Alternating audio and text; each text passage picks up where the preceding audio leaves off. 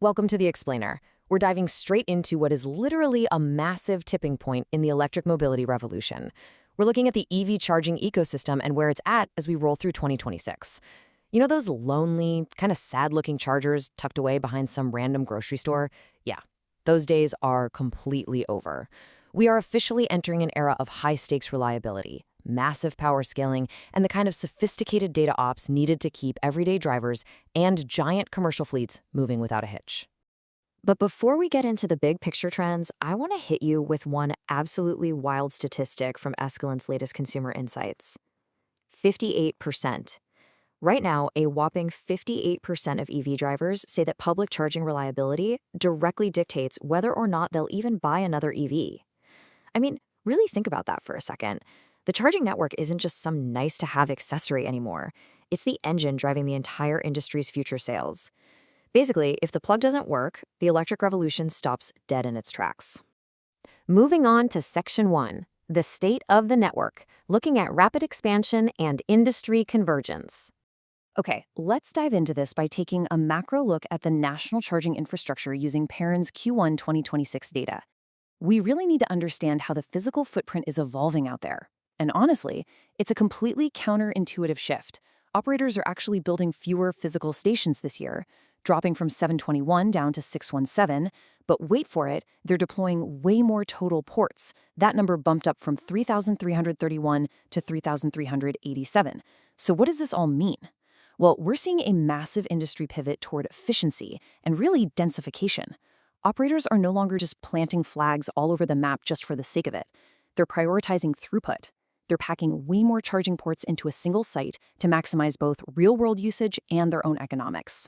This data brilliantly illustrates a massive industry convergence. It's almost like a two-sided normalization. On one side, you have Tesla, right? They've historically dominated with these massive supercharger hubs. But now they're actually moderating their site capacity a bit, dropping from a peak of around 15 ports down to 12.2 per station. Meanwhile, the non-Tesla networks are stepping on the gas, or I guess the accelerator. They're scaling up from 3.7 to 4.6 ports per station, so that gap is closing fast.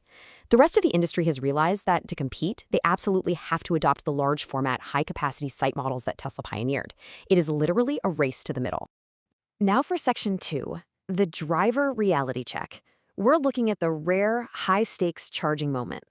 Let's zoom in from all that macro data and talk about the emotional, everyday reality of an actual EV driver. Because, all these ports and fancy stations only matter if the person plugging in actually has a good experience. If you drive an EV, you know exactly what I'm talking about. It's like rolling up to a gas station entirely on fumes, only to realize the pumps are basically just decorative art pieces. Plugging in isn't just a simple transaction. It's a highly physical interaction tied to some serious range anxiety and schedule management. It is a high-stakes moment. When you pull up, you're placing immense trust in the hardware and the software working perfectly together. And when it doesn't, oh man, it's not just a minor hiccup. It's a massive, trip-ruining frustration. And here's exactly why that frustration hits so hard. A massive 43% of drivers use public chargers maybe once or twice every 6 months. Crazy, right? That's because most EV charging just happens at home. But because using the public network is so rare for the average person, a single bad experience carries a ridiculous amount of weight. Think about it. If your one big road trip of the year gets completely derailed by a broken charger, that shatters your trust in that specific brand. And honestly, maybe even in EV ownership altogether. Every single session matters. So what's actually going wrong out there? Well, for the 34% of drivers who do regularly run into issues, the most common operational failures are pretty glaring. Nearly half of them, 49%, pull up to chargers that are literally just offline or completely broken. Then you have 45% who get charging speeds way slower than expected, and let me tell you, that is an absolute schedule killer when you're just trying to get back on the highway. Plus, 36% have to deal with connection errors where the charger simply refuses to shake hands and talk to the car. These aren't just quirky little app glitches either. These are fundamental hardware and load management failures that stop a journey dead in its tracks. Which brings us to Section 3, the zero tolerance threshold, and what happens when trust breaks down. So the million-dollar question here is what happens to consumer loyalty when those hardware issues inevitably happen? Like, how much patience do EV drivers actually have? Well, basically none. Consumer tolerance for public charging failures is practically sitting at 0. Let's look at the timeline here. After just one single field charging session, 37% of users instantly lose confidence in that entire network. And the shift in behavior after that is severe. 46% will switch over to a completely different charging brand, and 30% will just retreat back to charging at home, actively avoiding public networks from then on. Just one point of friction causes a total rapid collapse of driver confidence. Moving to Section 4, Rebuilding EV Driver Trust. So how on earth do we fix this broken trust? Let's talk about transparency over compensation. You might naturally assume the quickest fix is just throwing free charging credits at a frustrated driver, right? I mean, who doesn't love free stuff? But Escalant's research reveals a super surprising reality. When they compared real-time in-app outage alerts against monetary compensation or discounts, a whopping 80% of users said that real-time alerts would be the thing to actually restore their trust. EV drivers don't really want a handful of free cash when a charger breaks down. What they crave is agency. They just want proactive transparency.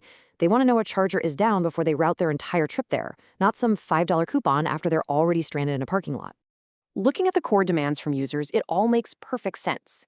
Convenient locations dominate the list at 63%, followed by faster, more consistent speeds at 35%, and higher uptime right behind that at 32%. And you know what falls to the absolute very bottom of the priority list in the data?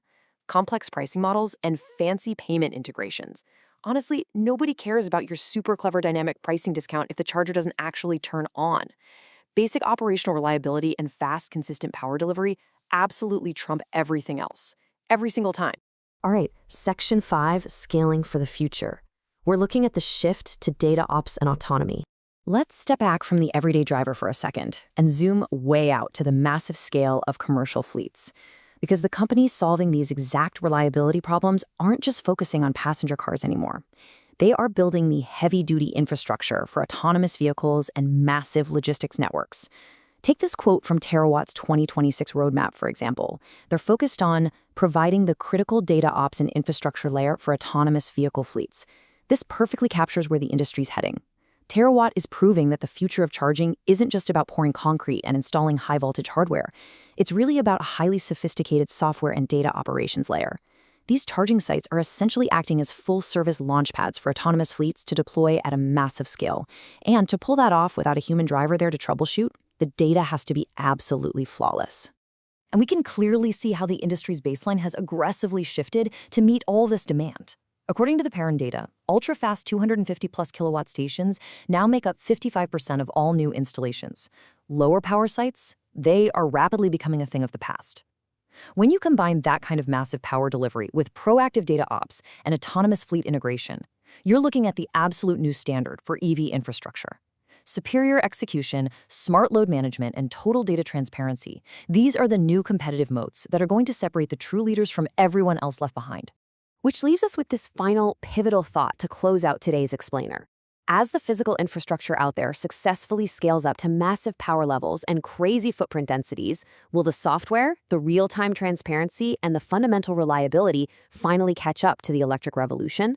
The hardware is literally in the ground, but winning the enduring trust of the driver, whether that driver is a human being or an autonomous AI, well, that is the ultimate battle ahead. Thanks so much for joining me on this deep dive, and I will catch you on the next explainer.